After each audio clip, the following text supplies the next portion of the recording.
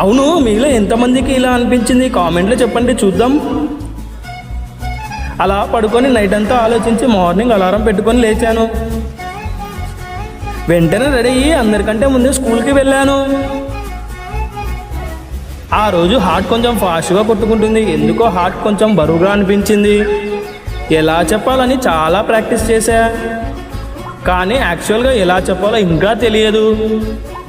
తన కోసం వెయిట్ చేస్తున్నా, ప్రతి సెకండ్ డోర్ సైడ్ చూస్తున్నా. అందరూ వచ్చారు కానీ తను ఇంకా రాలేదు. ఏమైనా బయట ఉందేమో అని అలా కారిడార్లో సైడ్ చూసా. అప్పుడే తన ఫ్రెండ్ వచ్చింది.